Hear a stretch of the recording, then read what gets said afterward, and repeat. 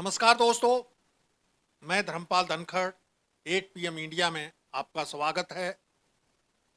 अहिरवाल की राजनीति पर तीसरा एपिसोड लेकर के एक बार फिर आपके सामने हाजिर हैं और हमारे साथ मौजूद हैं चिर परिचित वरिष्ठ पत्रकार नरेश चौहान, जिनका क्षेत्र की राजनीति पर ही नहीं बल्कि पूरे हरियाणा की राजनीति पर अच्छी पकड़ उनके पास रही है और अहिरवाल की राजनीति के जरिए वो एक तरह से हरियाणा की राजनीति पर ही प्रकाश डाल रहे हैं।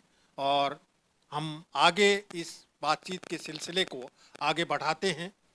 नरेश जी, एक बार फिर आपका 8 PM इंडिया में स्वागत है। धन्यवाद धर्मपाल जी। जो हमने बताया कि भाई 89 तक हम पिछले एपिसोड में जी आ गए थे, जी उस टाइम जो मैंने कहा ना, महत्वाकांक्षी बहुत था रघु यादव, और उसने इन मुद्दों पर इस्तीफा दे दिया विधानसभा की अपनी सीट। कौन से मुद्दों पर? यही भ्रष्टाचार का मुद्दा, अहिरवाल से भेदभाव का मुद्दा, पानी का मुद्दा कि भाई यहाँ पानी नहीं आ रहा, और जातिवाद का मतलब कि भाई पानी का मुद्दा बड़े जोर शोर से उठा था। और मुझे ध्यान आ रहा है कि एक बार नारनौल में जो है वो ग्रीवेंसेज कमेटी की मीटिंग में थे, तो वहाँ कुछ अधिकारियों ने उनके खिलाफ नारे भी लगाए थे, क्योंकि इनका कहना था रघु यादव का कि तालाबों में पानी नहीं भरा जाता, जोहड़ सूखे पड़े हैं। और अधिकारी कह रहे थे कि गर्मी इतनी पड़ती है, हम जोड़ भरते हैं और वो सूख जाते हैं। तो ये एपिसोड मुझे याद आता है और मैंने इस पे एक अच्छी खासी बढ़िया रिपोर्ट तैयार की थी, और उस रिपोर्ट का शीर्षक हमने कभी दिया था अहिरवाल की राजनीति का छिछोरा बालक रघु यादव। बिल्कुल ठीक कह रहे हो आपके भी, और उन मुद्दों में कुछ तथ्यात्मक सच्चाई भी थी और एक रिस्पांस मिल रहा था रघु यादव को। तो कांग्रेस ने, जैसे मैंने कहा ना, इसको इस्तेमाल किया और इस्तीफा देते ही कांग्रेस ने एश्योरेंस दिया कि 89 में जो पार्लियामेंट मिड टर्म पोल हुआ कि भाई आपको हम महेंद्रगढ़ से लोकसभा का चुनाव लड़वाएंगे। आपने इस्तीफा दे दिया। शमशेर सिंह सुरजेवाला कांग्रेस प्रदेश अध्यक्ष थे, अर्जुन सिंह, बलराम जाखड़, सुरजेवाला, तीनों आदमी रघु यादव के रेवाड़ी घर आकर ये एश्योरेंस दे के गए थे।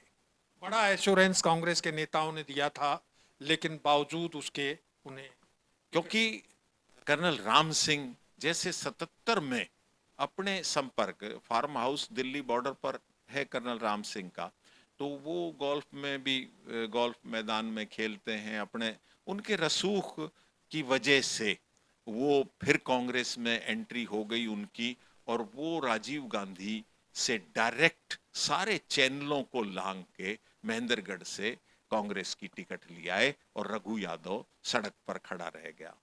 तो वहां रघु यादव की छोड़ी हुई, खाली की हुई सीट पर रेवाड़ी विधानसभा का भी एक बाई इलेक्शन हो गया।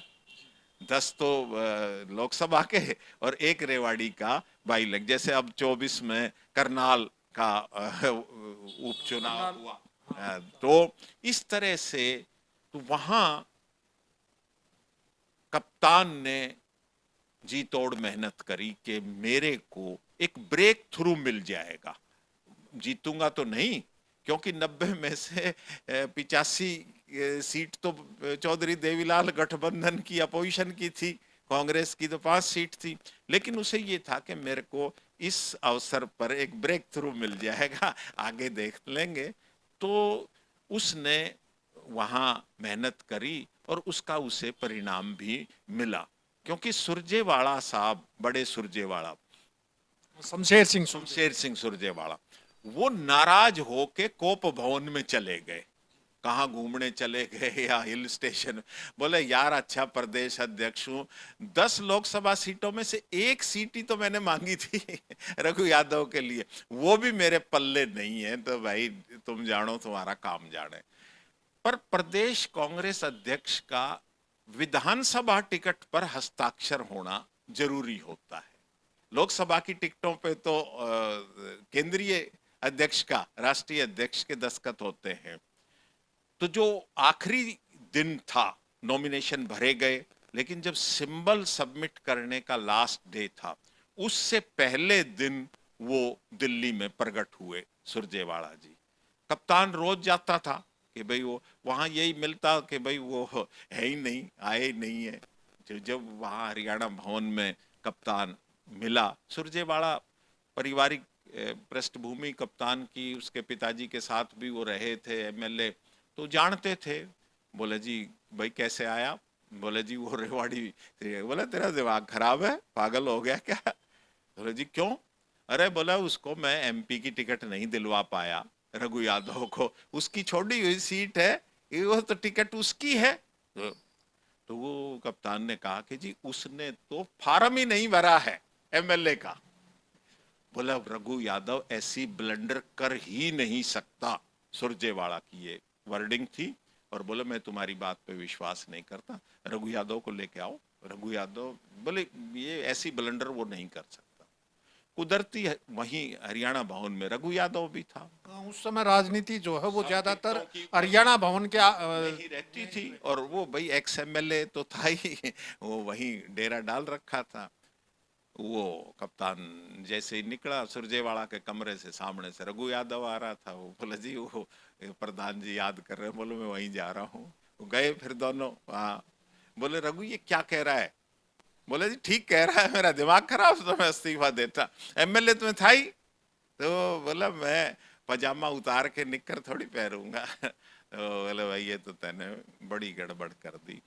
वर्चुअली कप्तान के सिवाय उस लास्ट मूवमेंट पर सुरजेवाला के पास कोई टिकट मांगने वाला ही नहीं था।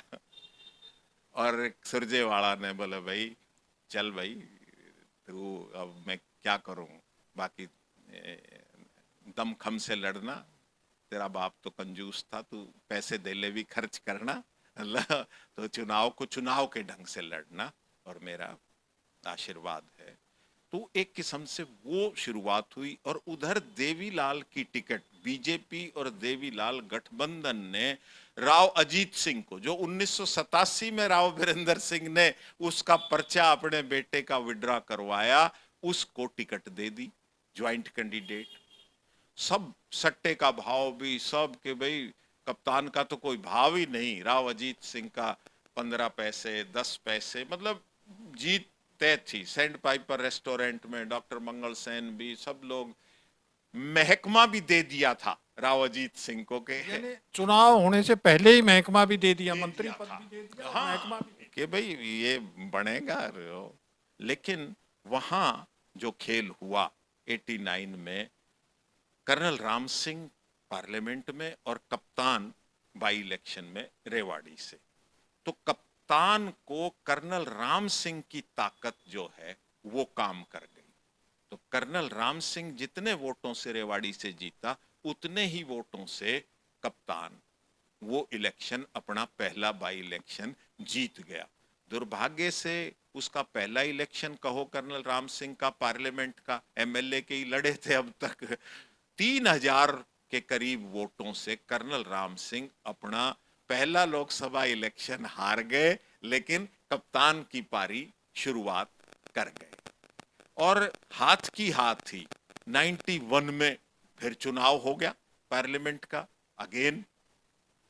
और अब 91 में 87 के बाद वो भी एक किस्म से प्री मैच्योर, 87 से 91 में जो घटनाक्रम हरियाणा की राजनीति में हुआ, वो भी एक अपने आप में इतिहास है, एक अलग ही एपिसोड है। तो हरियाणा का भी जनरल इलेक्शन हो गया, कप्तान को फिर कांग्रेस की टिकट मिली दूसरी बार, और कर्नल राम सिंह को फिर लोकसभा की टिकट मिली। इस बार कर्नल और कप्तान की जोड़ी कामयाब हुई, दोनों लोकसभा में भी और राज्यसभा में भी। तो 89 में भी और 91 में भी कर्नल की ताकत जो है वो कप्तान को मिली और वो कामयाब हो गया। भजनलाल ने, इन्होंने भूपेंद्र सिंह हुड्डा, शमशेर सिंह सुरजेवाला, चौधरी बीरेंद्र सिंह राम प्रकाश, खुर्शीद अहमद, मतलब अजमत खां, इन लोगों ने भजनलाल के खिलाफ एक मोर्चा खोल दिया भ्रष्टाचार के मुद्दे को लेके। तो उस मुद्दे में कर्नल राम सिंह ने इनको लीड किया और कहीं ना कहीं उस बात को जब न्यूट्रलाइज किया गया तो कर्नल राम सिंह को राज्य मंत्री बना दिया गया नरसिम्हा राव ने, और वो न्यूट्रलाइज किया गया तो ताकि भजनलाल को राहत दी जाए, चीफ मिनिस्टर को।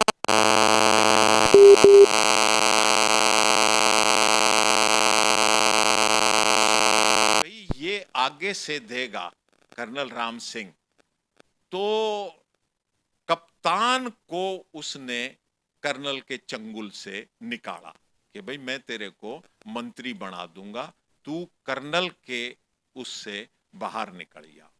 तो ये यहाँ की राजनीति का एक किस्म से राव बीरेंद्र सिंह के खिलाफ, राव नरबीर सिंह के पिताजी राव महावीर सिंह को 68 में एमएलए बन गए थे तो बंसीलाल ने मंत्री बनाया। 72 में कर्नल महासिंह ने बाईजी को हराया जाटूसाना से, तो बंसीलाल ने कर्नल महासिंह को मंत्री बनाया। राव निहाल सिंह को रामपुरा हाउस राव बीरेंद्र सिंह के कांग्रेस का प्रदेश अध्यक्ष तक बनाया, एमएलए बनाया।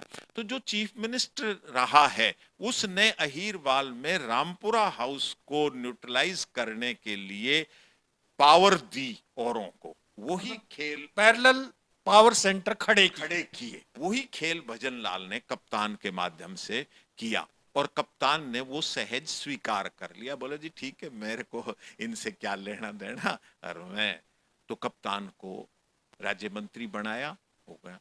कर्नल राम सिंह ने अपने संपर्क और मंत्री बनने के नाते और बढ़ा दिए।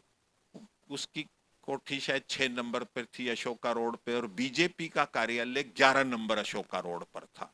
आमने सामने संपर्क होने से सुषमा स्वराज और ये बीजेपी के खेल तो शुरू से ही चलते रहे हैं, हर राजनीतिक पार्टी के रहे हैं।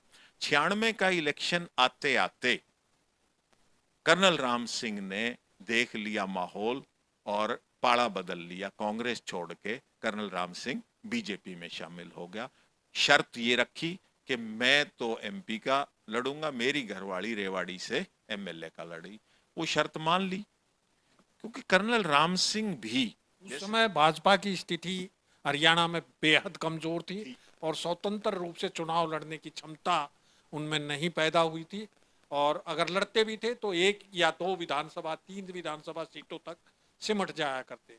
लेकिन पहली बार उनको 15 सीटें जो हैं वो चौधरी देवीलाल के साथ गठबंधन करने पर 1987 में आई थी। उसके बाद जो है वो बंसीलाल के साथ सरकार बनाई उन्होंने, और अब 96 की बता रहा हूं मैं। हाँ मतलब तो उन्होंने जैसे ही पाड़ा बदला, पार्टी ने टिकट दे दिया बीजेपी ने, उनके पाड़ा बदलते ही इधर कांग्रेस ने राव बीरेंद्र सिंह को टिकट दे दिया। मतलब वही जीजा साड़ा, मतलब आमने सामने वही बड़ी इंटरेस्टिंग लड़ाई जो धुर विरोध वो परिवार में हाँ वो फिर हो गई शुरू। कर्नल राम सिंह फिर जीत गए 1996, मतलब जीजा ने साले को पछाड़ दिया। हाँ मतलब फिर वो जीत गए 1996 में। लेकिन रेवाड़ी से कर्नल साहब की वाइफ जो शारदा देवी वो चुनाव हार गई। जब ये उठापटक हुई तो कप्तान जैसे ही राव बीरेंद्र सिंह कांग्रेस में शामिल हुए और कर्नल राम सिंह की घरवाली सामने आई तो कप्तान रामपुरा हाउस में चला गया कि जी मैं आपके 3 बेटे हैं, मैं आपका चौथा बेटा हूं और मुझे शरण दो और मुझे इस वैतरणी से पार लगाओ।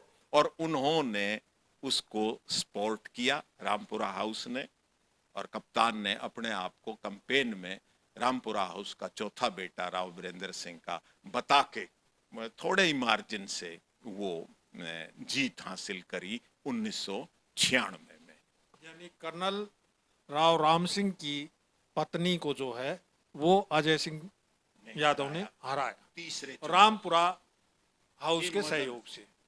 तो ये भी एक इंटरेस्टिंग बात थी और अक्सर फिर उसके बाद मेरा ख्याल है कि कुछ समय तक जो है कर्नल और कप्तान की लड़ाई भी चलती रही। नहीं, वो तो जैसे ये मंत्री बनाया 92 में, कप्तान को भजनलाल ने तोड़ लिया तो डिफरेंसेस बढ़ते गए। इसीलिए फिर कर्नल ने भी अपनी घरवाली को, और ये इच्छा अहीरवाल से जो चीफ मिनिस्टर की मांग और जो बात दिमाग में जहन में आ रही है ना, राव बीरेंद्र सिंह से लेके कर्नल राम सिंह तक थी। जब ही उन्होंने कि भाई कोई अगर जुगाड़ बनेगा तो मैं, एक सीट मेरी होनी चाहिए ना कि अपनी घरवाली से इस्तीफा दिलवा के और फिर मैं बाई इलेक्शन लड़ूं, तो चीफ मिनिस्ट्री की चाहत कर्नल राम सिंह को भी थी। लेकिन 1996 के उसमें बेशक बंसीलाल की और बीजेपी की सरकार बनी और कर्नल राम सिंह ने पहली बार दिल्ली बॉर्डर से लेके नांगल चौधरी तक कमल का फूल इस अहीरवाल में खिलवाया था। तो ये श्रेय भी कर्नल राम सिंह को जाता है। यानी अहीरवाल में जो हम बीजेपी की आज छवि देख रहे हैं या बीजेपी का प्रभाव देख रहे हैं, उसकी जड़ें जो हैं वो कर्नल राम सिंह ने जमाई। बिल्कुल ठीक बात है कि भाई 1996 में पहली बार पूरे अहीरवाल में बीजेपी का परचम कर्नल राम सिंह ने लहराया था। नरेश जी, बड़ा अच्छा और रोचक इतिहास आपने अहीरवाल की राजनीति का बताया। अभी समय चूंकि ज़्यादा हो रहा है और समय का ध्यान रखना हमारी मजबूरी है, और उसी का ख्याल रखते हुए हम इस एपिसोड को यहीं ख़त्म करने जा रहे हैं और अगले एपिसोड में फिर अहीरवाल की राजनीति पर चर्चा करेंगे। तब तक के लिए आप देखते रहिए 8 PM मीडिया। धर्मपाल धनखड़, नमस्कार।